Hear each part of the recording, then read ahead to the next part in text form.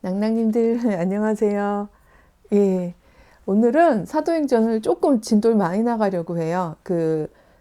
이제 바울이 로마로 압송되기까지의 그 직전까지의 과정에 대한 걸 좀 묵상을 할 건데요. 지난 시간에 바울은 계획이 다 있었구나. 제가 이제 이렇게 표현을 하면서 워딩을 그렇게 달았죠. 그러면서 바울은 예루살렘에서 자신의 어떤 마지막을, 왜냐면 이제 바울은 사실 이게 마지막 여정이었는데 예루살렘에서 순교하는 것을 자신의 마지막으로 생각하지 아니하고 본인만 생각하지 않은 게 아니라 성령의 감동 안에서 본인이 이방인의 사도로서 로마에 가서 해야 되는 역할이 있다라고 믿고 있었기 때문에 사실은 이제 로마로 가는 것이 궁극적 목적이잖아요. 근데 그걸 위해서 예루살렘에서는 어떤 방식으로든지 살아남고 로마로 가야 되는 그 상황에서 유대인들 대제사장을 비롯하여 율법에 진심인 사람들, 특히나 바리새파와 사두개파 사이에서의 어떤 신학적 갈등, 그다음에 또 막 그 로마 시민권을 돈으로 사가면서까지 그래도 뭔가 이 세속 권력을 얻어보려고 애썼던 천부장의 정치적 욕심, 야망 이런 것까지를 다 활용하면서 본인이 결국은 예루살렘에서가 아니라 로마로 가는 방식으로 이제 그 자신의 마지막을 만들어가는 이제 그런 모습들을 봤었잖아요. 근데 그 연장선에 있긴 한데 이 정도쯤이면 제가 뒤에 읽으면서 요즘에 워낙 또 시국도 너무 힘들고 어지럽고 저도 진짜 계속 큰일 났어요. 그러니까 뭐 이게 그러니까 왜냐면 지금 나라가 지금 정신이 없는데 뭐 개인적으로 제가 연구나 이제 개강 준비에 몰두하지 못하는 걸 뭐 큰일이라고 볼 수는 없는 것 같습니다만 개인적으로는 일단 제 성실도 면에서 개강을 해야 되는데 더 준비를 많이 해야 되는데 뭐 시간이 날 때마다 이제 헌법재판소에서의 왜냐면 요즘엔 다 웬만해서는 아주 실시간까지는 아니지만 실시간도 있긴 합니다만 어느 정도 그렇게 걸러진 게 아닌, 그러니까 말하자면 누군가 해석한 게 아닌 그 장면 자체를 내보내주는 그런 스트리밍 해주는 그 유튜브들이 굉장히 많잖아요. 그래서 저 이제 1차 자료로, 근데 그건 1차 자료를 보는 게 되게 중요하기 때문에 누군가 해석한 것이 아닌, 그래서 그런 거를 계속 따라가다 보면 국회나 뭐 그 헌법재판소나 막 다 보다 보면 하루 중에 아마 한 서너 시간은 쓰는 것 같아서 저도 이러다 내가 거의 변호사가 될 지경이야 막 이런 지경이 이를 정도로 막 사실관계 막 이런 거에 지금 굉장히 이렇게 그 단어들이 제 머릿속에 있는데 지금 바울도 법정에서 지금 그러니까 말하자면 어떤 법정에 해당할 만한 완전 법정은 아니지만은요 그런 어떤 공적이면서 그 언사가 어떤 법적 결과를 가져올 수 있는 이런 과정을 겪다 보니까 요즘 시국하고 이렇게 맞물려 가면서도 또 읽게 되는 부분도 있더라고요. 하지만 바울의 경우에는 정치적으로 뭔가 내가 세력을 얻는다거나 정치적으로 어떤 성취를 하기 위해서 지금 이렇게 머리를 쓰고 있는 게 아니고 신앙적인 목표 때문에 그렇게 하고 있긴 합니다만 바울이 머리 쓰는 거 보고 있다 보면 이 사람 정치했어도 꽤 했겠는데 이런 생각이 들기도 하더라고요. 근데 이 바울 그런 생각이 들었다는 거 하나랑 이거 본문 들어가기 전에 오늘 호흡이 긴데도 열심히 요 얘기는 하나 해야 돼. 저는 그 생각도 참 궁금했었어요. 왜냐면 미드라시온에서는 질문이 가하다 그랬죠. 오늘은 휴지만이 아니라 물도 등장을 하는데요. 요즘에 날씨가 너무 건조하다 보니까 마른 기침이 막 나더라고요. 그래서 근데 이 바울 같은 경우에 정말 로마에 가서 이방인의 사도로 순교하는 것이 그의 마지막이라는 것이 자기 확신이 있었다면 굳이 예루살렘 찍고 갈 필요 없잖아요. 이게 저의 질문인 거예요. 미드라시 안에서는 질문이 가하다라고 말씀을 드렸죠. 그래서 아니 왜 그 위험하게 괜히 예루살렘에 가서, 왜냐면 여기 예루살렘에 간 거 보면 나중에 이제 바울이 자신을 변호하는 부분에서도 나오지만 들어와가지고요 정결 의뢰하느라고 시간 대부분 다 쓰고요. 뭐 특별히 막 이렇게 전파하고 다닐 겨를도 없었어요. 근데 아주 초창기부터 막 따라다니면서 왔던 아주 바울을 잡으려고 열심히 있었던 그 아주 극렬한 그 유대주의자들, 그 유대 율법주의자들이 막 따라다니면서 이 바울을 이제 죽이려고 와서 오히려 그 사람들이 예루살렘에서 막 사람들을 이렇게 부추기면서 소요를 일으키잖아요. 그러니까 바울은 사실 소요를 일으킬 만한 그 시간도 없었고 의도도 그다지 없어요. 예루살렘에서는.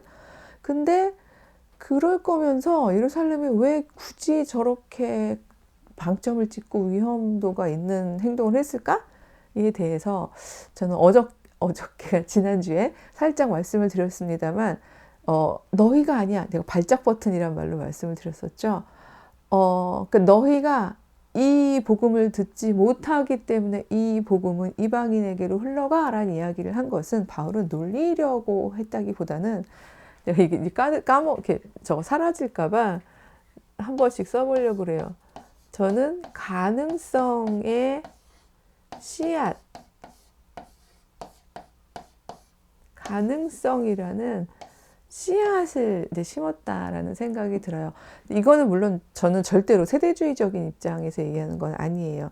너희가 결국은 마지막에 이 복음을 마지막 순간에 니네가 이 복음을 받아들여야 뭐 모든 게 다 이루어지고 완성이 되고 천국이 하늘로부터 여기로 내려오고 뭐 이런 어떤 세대주의적인 닫혀있는 결말을 말씀드리는 게 아니라 한 사도로서 바울은 왜냐하면 본인이 진짜 바리새인 중에 바리새인이요.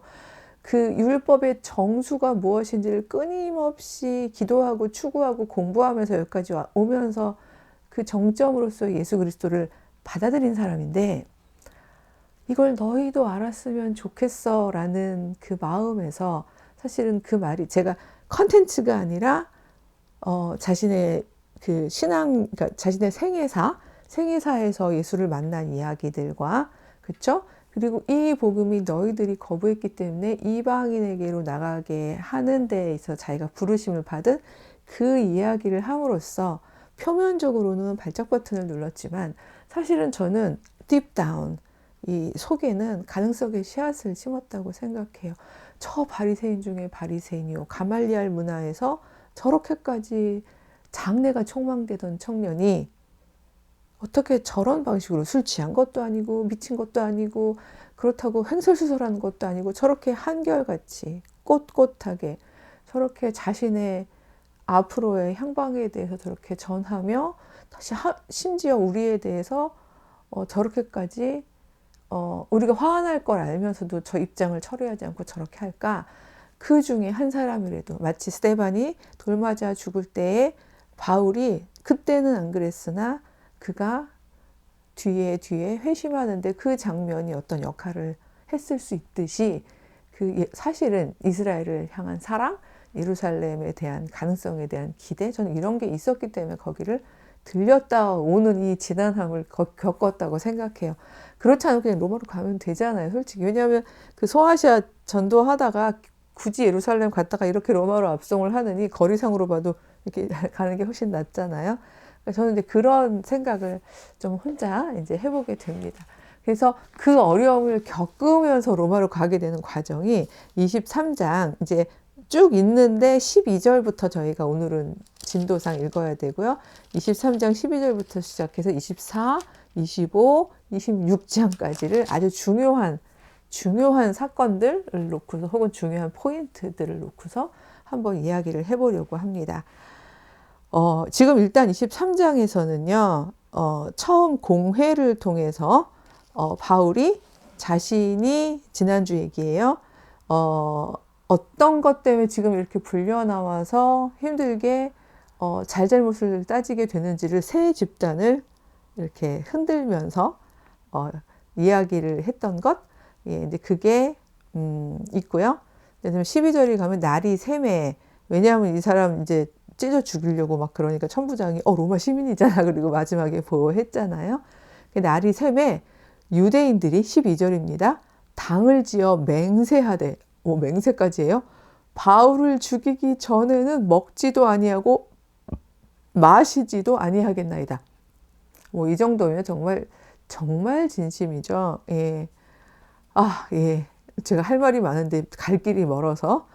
이렇게 동맹한 사람이 한 40명쯤 됐대요. 이 40명은 완전히 진짜 목숨 건 정말 센터 중에 센터인 사람들이죠. 대제사장하고 장로들한테 갑니다. 가서 일단 글쎄 여기 제가 이제 아직도 40여 명의 극렬한 그러니까 반 바울파라고 그냥 할게요. 이렇게 막, 예, 막 조금 더 워딩을 잘못하면 예, 요즘 시국하고 막 너무 대입이 돼버릴 것 같아요. 40여 명의 극렬한 반 바울파 사람들이 이제 막 있어요. 이 사람들이 자기들만 지금 여기 써 있잖아요. 40여 명밖에 없잖아요. 그쵸? 예, 그러다 보니까 누구랑 결탁하려고 하냐면요. 대제사장, 장로, 이런 사람들하고 결탁해서 소위 말해서 이제 왜냐면 이쪽은 권력도 있고 사람들 세를 모을 수 있는 힘도 있으니까요. 얘기하면서 우리 바울 죽이기 전에는 먹지도 진짜 마시지도 않을 건데 라고 이야기하면서 전략을 얘기해줘요. 왜냐하면 지금 천부장이 보호하고 있는 동안 로마 군대가 보호하고 있는 동안은 뭐 어떻게 할 수가 없잖아요. 그러다 보니까 전략을 얘기를 하는데 뭐라고 얘기를 하냐면요. 그 뒤에 보면은 아주 그러니까 척하라는 얘기죠. 사실 바울이 뭐라고 얘기하는 건지 우리 좀 더 듣고 싶다. 과연 저게 우리가 이렇게 화낼 일인지 아니면 우리가 듣고 타당하다고 생각할 얘기인지를 좀 듣고 싶다. 왜냐하면 나 바울은 사도 바울 바리새인 중에 바리새인이고 율법 다 안다고 했으니까 좀 논의하고 싶다. 이런 방식으로 설득해가지고 바울을 즉 이 예루살렘 그러니까 말하자면 그 유대인들의 진영으로 즉 로마의 군권이 작동하지 않는 곳으로 데려와라. 그럼 그 데려오는 동안에 너희한테 들어오기도 전에 그 길목에서 우리가 바울을 죽이겠다. 지금 이렇게 얘기하죠. 근데 16절에 보면요. 바울의 생질이 거기 이제 스파이처럼 왜곡하여 있다가 들어요, 이야기를. 듣고 가가지고 이제 바울한테 얘기하는 거죠. 바울은 목숨을 건지기 위해서가 아니라 여기서 나가서 로마로 가야 되기 때문에 이런 모든 일들을 저는 포진해 둔 전략가였다라고 생각을 하는데 다 그대로 전했더니 딱 바울이 이렇게 얘기합니다. 다른 세력을 바울은 끌어들이는데요. 그냥 3이라고 할게요. 그러니까 천부장과 근데 로마의 세력을 끌어들이는 거죠. 예. 그럼 천부장한테 가서 얘기해라 라고 얘기를 하면서 이러이러이러한 일들이 지금 다 있다라고 이야기를 좀 해봐라. 그래서 19절에 보면요. 천부장이 그 바울 생질의 손을 잡고 물러가서 조용하게 물어봐요. 나한테 무슨 할 말이 있니? 약간 이런 식으로. 예. 왜냐면 이 사람은 정치적으로 이제 자기가 얻고 싶은 것들이 있는 거죠. 그랬더니 이제 블라블라블라블라 이러면서 올 건데 절대로 이 사람들의 얘기에 동조하지 마세요. 사실은 매복하고 있다가 이 사람들이 바울을 죽이려고 하는 거예요. 예, 바울은 가운데 있을까 봐요. 그렇죠? 이렇게 바울이 있고 매복하고 있다가 바울을 죽이려는 거예요. 이렇게 얘기를 하죠. 근데 이 천부장 입장에서는요. 그 상황에서 만약에 바울이 재판도 받지 않고 암살당하면 본인한테 굉장히 정치적으로 불리하거든요. 왜냐면 로마 시민이니까.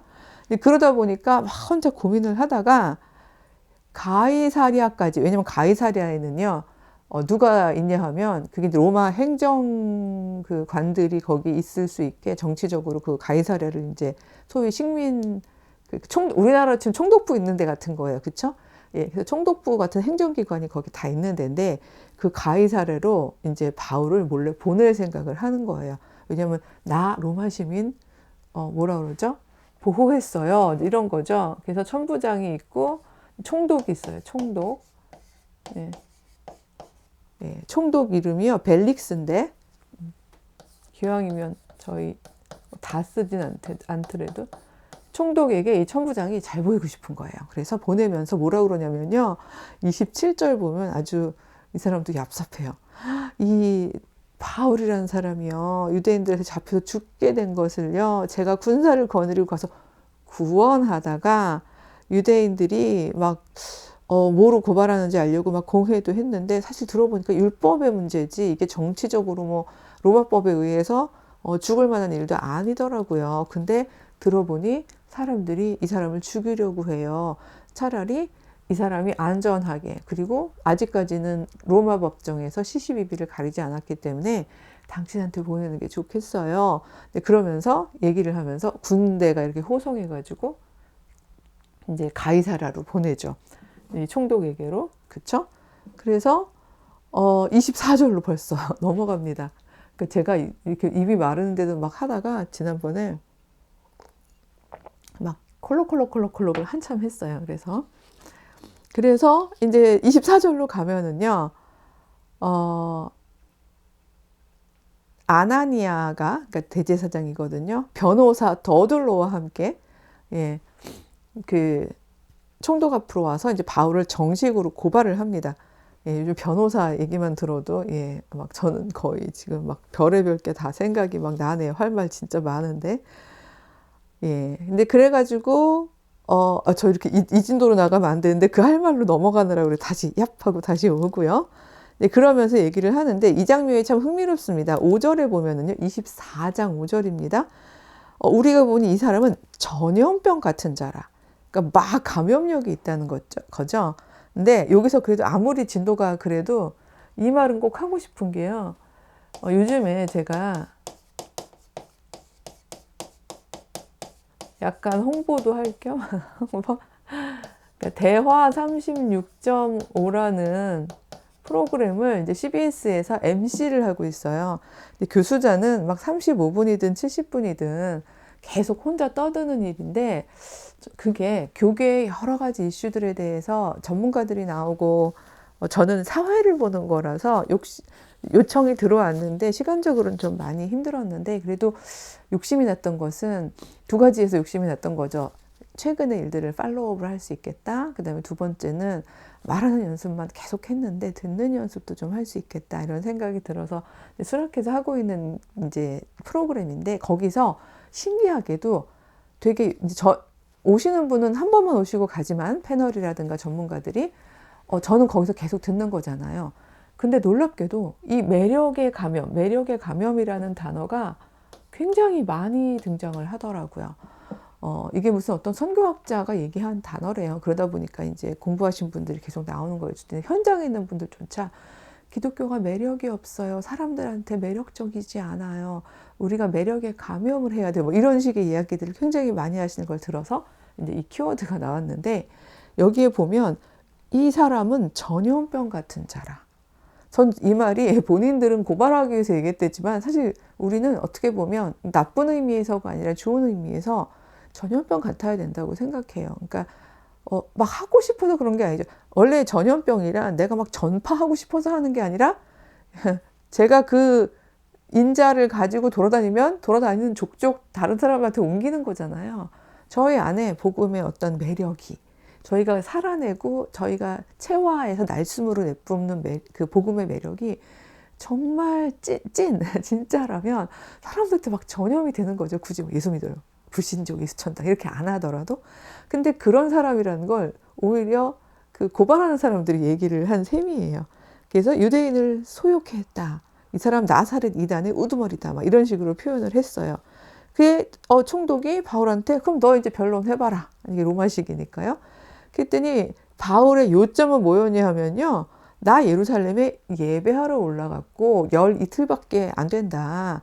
그 중에 대부분의 시간은 정결을 행하느라고 했다 하는 게 포인트가 하나고, 그러니까 소요할 물리적 시간이 없었다라는 얘기를 하는 거고, 나는 이 사람들하고 똑같이 신앙적으로 말하면 정말 하나님에 대한 소망을 가지고 있으면서 또 더군다나 민족을 구제하기 위해서 계속 재물 같은 거 이런 것도 이렇게 준비해 오고 나는 정말 잘못한 게 없다라고 이제 이야기를 하게 돼요.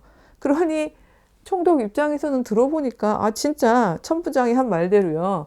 뭐 지들끼리 약간의 차이로 싸우고 있는 거지 저걸 가지고 뭐 어떻게 할 수는 없는 거죠. 근데 그렇다고 땅땅땅 하고 결론을 내자니 이 팀에, 왜냐면 이 총독은요 지금 로마에 있는 게 아니라 가이사랴에서, 소위 말해서 이 사람들을 여기 이제 멀리서 온 사람들이니까 식민 통치를 하고 있는 중이잖아요. 굳이 긁어부스럼을 만들 필요는 없는 거죠. 이제 그러다 보니까 바울을 내어주지는 않되 결론을 완전히 짓지도 않고 약간 구금 상태를 만들어 버립니다. 그래서 23장에 보면 뭐라고 얘기하냐면요. 바울을 지키되 자유를 주고, 그러니까 어느 정도는 이제 그 자유를 주고 이렇게 묶거나 매달지 말라는 얘기죠. 그의 친구들이 그를 돌봐주는 것을 금하지를 말아라. 이렇게 얘기를 하는 거죠. 예, 그러고 난 다음에 사실 이제 이 벨릭스가요, 아내가 유대 사람이에요. 드루실라라고 이름까지 나오는데요. 여자 이름 나오면 한번 써줘야죠. 그쵸? 드루실라. 유대 여자예요. 유대인. 그러니까 아무래도 뭐 모르겠어요. 제 생각에는 너무 뭐 유대인이지만 불같이 사랑해서라던가 아니면 뭐 유대의 어떤 그 율법에 대해서 경건한, 왜냐면 그 로마에도 경건한 그 신앙인들이 있었으니까 알고 싶은 경건한 사람이었던가 이런 것 같진 않아요. 뒤에 보면 오히려 그 다스리기 위해서 전략적으로 뭐 유대의 꽤 괜찮은 가문의 여자랑 결혼을 했을 수 있을 것 같아요. 그렇게 추론하는 이유는 25절부터 보면은요, 이제 바울한테 너 좀 와봐라, 얘기 좀 들어보자 하지만 얘기에 진심이지 않은 게 26절에 보면 바울에게서 돈을 받을까 바라는 고로 막 이런 것도 나오거든요. 그러니까 이 사람이 그다지 정의롭지 못한 사람이에요. 아마 바울도 이걸 알고 있었겠죠. 이제 그런 상황에서 제가 막 25절까지 갑니다. 근데 이 벨릭스가 이제 통치를 한참 하다가 그 총독은 그야말로 이제 사실 임기제잖아요. 그가 계속 쭉 다스리는 게 아니라 왕이 아니니까요. 그래서 이 벨릭스가 이제 자기 임무가 끝나고 그 다음에 베스도라는 사람이 그 다음 사람이 임기가 되어서 내려왔는데 이 사람이 임기를 받기까지가 거의 2년이에요. 이태를 이렇게 돼 있거든요. 그러니까 바울이 꽤나 지금 오랫동안 거의 이제 구류 상태에 있는 상황인 거죠. 근데 이제 베스도가 부임을 했는데 이제 왜냐하면 이제 총독부는 지금 가이사리아에 있어요. 근데 여기저기 다녀야 되는데 특히 예루살렘 쪽은 중요한 도시니까, 그렇죠? 여긴 예루살렘이라고 할게요. 총독은 가이사리아에 있고 여기 예루살렘에 있는 거잖아요. 그래서 그래도 가서 좀 이제 알아보고 인사를 이렇게 해야 될지 받아야 될지 모르겠지만 와야 돼서 와봤더니 이 사람들은 온통 그 일 뿐이기 때문에 그 이야기를 다 알게 된 거죠. 예. 그래서 이 이야기를 듣고 결국은 이게 지금 2년째 계속 묶여 있는데 재판을 하기는 해야겠구나 라고 생각해가지고 바울 데려와라 이제 얘기해가지고 이제 또다시 재판이 열리는 거죠. 근데 아무리 봐도 뭐 증거가 안 나와요. 근데 여기 25장 9절에 보면요, 베스도가 유대인의 마음을 얻고자 하여 이렇게 되어 있어요. 왜냐하면 자긴 지금 막 부임한 총독이잖아요. 이제 사람들이 모두가 다 지금 정치적 마인드인 거죠. 진실을 찾아가기보다는. 그래서 이 사람들의 마음을 얻으려면, 그쵸? 바울을 내주는 게 좀 나아 보였던 거죠. 그래서 바울한테 네가 예루살렘으로 올라가서 이 사건에 대해서 그럼 내 앞에서 신문을 받겠니? 라고 이제 이야기를 하는 거죠. 이제 바울 입장에서는 오히려, 왜냐면 바울이 로마로 가길 선호한다는 생각을 이 사람 입장에서는 못할 수도 있어요. 왜냐면 증거도 별로 뭐 유대인들한테 보니까 뭐 그렇게 중대한 증거 안 보이고 이거 적당히 빨리 해결할 수 있을 거라는 생각은 들고, 저렇게 바울을 원하는데 뭐 바울 좀 내주면 내가 인기가 올라가지 않을까 뭐 등등의 생각을 했겠죠. 예, 근데 오히려 바울은 뭐라고 얘기하냐면 나 가이사의 재판자리 앞에 서서 거기서 신문을 받겠다라고 얘기를 해요. 그러니까 로마로 가겠다는 얘기죠. 가이사면. 그쵸. 황제에게로 가겠다. 와, 이제 이렇게 되면 좀 복잡해지잖아요. 그래서 나 가이사한테 상소하겠다 이렇게 얘기를 하죠. 그래서 이제 베스도가 막 얘기를 해보는데 어떻게 뭐 로마 시민이 상소를 하겠다는데, 그래서 그냥 그러라고 얘기를 해줘요. 근데 이제 새 총독이 왔으니까 새 총독도 예루살렘에 가지만 사실은 유대의 왕도 그 이제 아그리빠 왕, 그러니까 독립왕은 아니죠. 분봉왕이라고 하죠. 이제 식민 지배 아래서 지역을 다스리게 해주는 그 아그리빠 왕도 버니게, 아마 버니게는 누이라고 알고 있어요. 이 베스도한테 또 문안을 하러 간 거예요. 갔더니 왜냐면 지금 이 바울이 그 당시에 핫 이슈이기 때문에 막 얘기를 또 하게 되는 거죠. 2차 제차 해가지고 결국은 상소해가지고 이제 로마로 가게 생겼는데, 아무리 생각해도 19절입니다. 25장 19절에 보면 오직 자기들의 종교와 또는 예수를 하는 이가 죽은 것을 살아있다고 바울이 주장하는 그 일에 관한 문제 정도라는 거죠. 근데 이걸로 고발하려는 건데 뭐 이것 때문에 무슨 뭐 가이사한테 가고 왜냐면 로마 황제 입장에서는 그런 건 정치적 문제도 아니고 아무렇지도 않은데 그 참 이해가 안 돼요. 이런 식으로 얘기하면서 바울은 21절에 황제의 판결을 받도록 하네요. 막 근데 뭐 예, 뭐 그런 얘기를 전한 거죠. 서로 만난 김에. 네, 그랬더니 새로운 그 아그리파 왕이, 그러니까 말하자면 그 유대의 분봉 왕이 그래요? 그래 바울 한번 나도 만나볼까요? 도대체 뭐라는 거예요? 그러고서 만나게 왜냐면 너무 자연스러운 일인 거죠. 만난다고 가요. 근데 이 장면에서 보면 흥미로운 게 저는 이 바울이 아그리파 왕이 어떤 사람인지를 알고 있었던 것 같아요. 그래서 오히려 예루살렘에서 치리가 된다면 물론 가는 길엔 죽을 수 있지만 그러니까 매복하고 있는 사람들에 의해서 왕이 개입하게 되면 자기가 오히려 그러니까 죽는 게 아니라 뭐 노연한다거나 뭐 이럴 수도 있다는 사실에 대해서 어느 정도 예측 가능했다는 생각이 드는 게 이 아그리파 왕의 성정이나 관심사가 나오는데요. 예. 이 아그리파는 이제 되게 궁금해가지고 26절에 보면 바울 너 한번 스스로를 변호해봐. 너에게 기회를 줄게. 예. 여기도 글쎄 뭐 같은 편이라고 해야 될지 모르겠지만 이게 여긴 그냥 다 유대가 아니라 로마 사람들이니까 다 같이 놓고요. 4로 가면 이제 아그리파 왕이에요. 유대 왕. 어딘가에 여기 그 불빛 반사 때문에 글씨 쓴 게 안 보일 수 있을 것 같네요. 그래서 너 한번 얘기해봐. 그랬더니 아그리파 왕이요. 뭐 이러면서 이제 바울이 얘기를 하는 거예요. 그리고 당신은 유대인의 모든 풍속 아시죠? 막 얘기를 하면서 저 바리새인이었어요. 저야말로 정말 조상한테 약속받은 그거를 늘 기다리면서 지켜온 사람이에요. 이런 이야기를 이제 쭉 하는 거죠.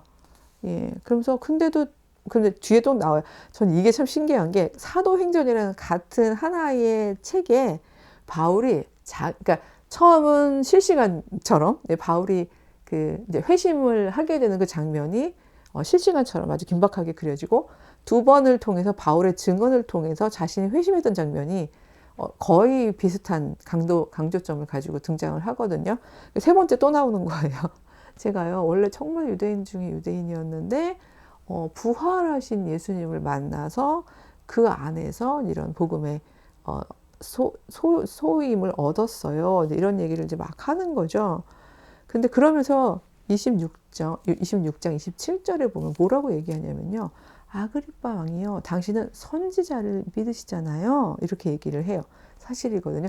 예언서는 이제 그 당시에, 그러니까 이게 저희처럼 이렇게 한 번에 다 정경하고 나온 게 아니라 아주 보수적인 사람들은 토라 정도만을, 즉 앞에 5권 우리가 알고 있는 그것만을 정말 율법의 정수라고 생각하는 파들이 있었고, 이 예언서들도 아주 중요한 의미를 가지고 그걸 받아들이는 사람도 있었고, 아직까지는 막 정경화 작업이 있는 상황은 아니니까 그걸 받아들이지 않는 사람도 있었는데, 바울은 이 아그리파 왕이 예언서를 정독하고 예언자들, 선지자들이 했던 말들이나 하나님의 말씀을 받는 어떤 그런 작동 방식이나 이런 것들에 대해서 인정하고 마음 깊이 묵상하는 사람이란 걸 알았던 거죠. 그러니까 27절에 얘기하는 거예요.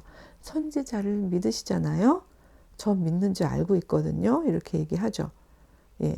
그러면서 이제 앞에 말을 많이 했는데 이제 아그리파가 사실은 이제 말리진 않아요. 그러면서 네가 적은 말로 나를 권하여 그리스도인이 되게 하려는구나. 이렇게 얘기를 하는 거죠. 뭐 왕쯤 하려면 그 정도는 파악해야 되겠죠.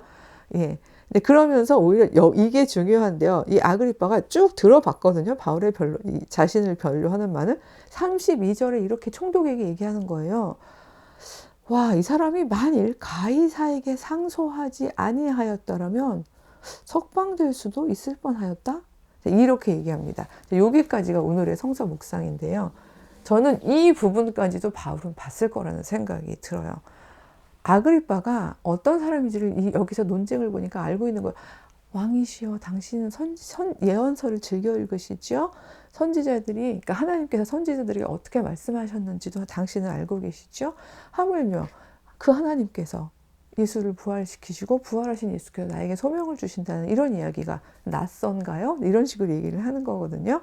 그렇다면 아그리파 왕 입장에서는 듣다 보니까 뭐 그걸 내가 믿겠어요, 나 그리스도인이 되겠어요, 이 정도 차이나 상황까지는 아니더라도 그러게 이게 충분히, 왜냐면 지금 아주 근본적, 아주 보수적인 사람들은 5정경만을 얘기하지만, 그러니까 5텍스트만 얘기하지만, 많은 경건한 유대인들이 예언서를 즐겨 읽고 있고, 나 또한 그러한데, 예언서에 보면 그 비일비재하게 일어나는 건데, 하나님의 계시 사건들이.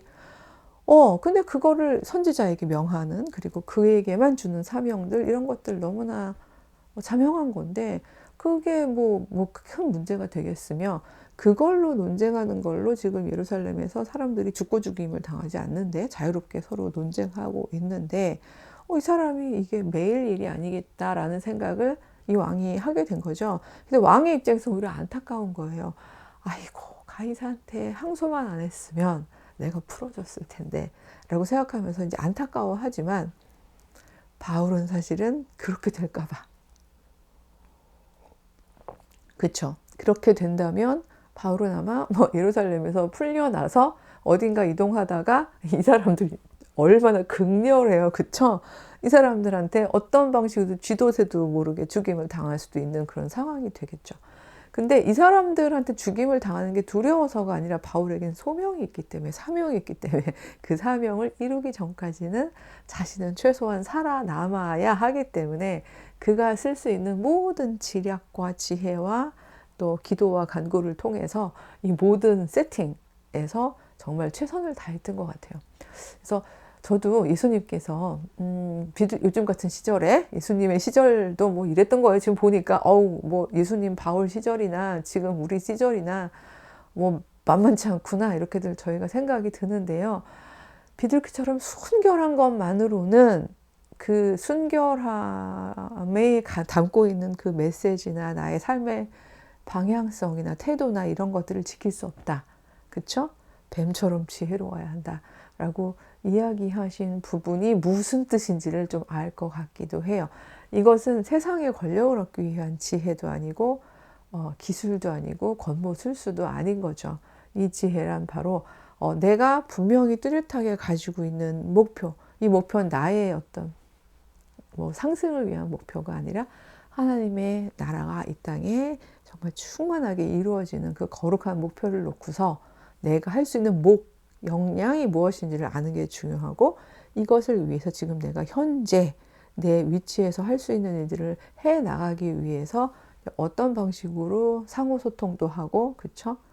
어떤 방식으로 내가 의사결정을 해야 되는지를 정말 굉장히 복잡한 판에서 바울은 기민하게 하나님이 주시는 지혜로 그걸 이루어내고 드디어 로마로 압송이 되게 되는 거죠. 27, 28장은 바로 그 과정 중에 있는 얘기잖아요. 그래서 이제 그 얘기로 이제 나아간 사도행전도 어느 정도 이제는 끝나가네요. 그래서 일주일 춥고 세상도 춥고 날씨도 춥고 이렇습니다만, 저희 하나님 안에서 그리고 예수 그리스도에 힘입어 또 건강하고 씩씩하고 올바르게 그렇게 한 주간을 또 살았으면 좋겠습니다. 다음 주에 만날게요. 안녕.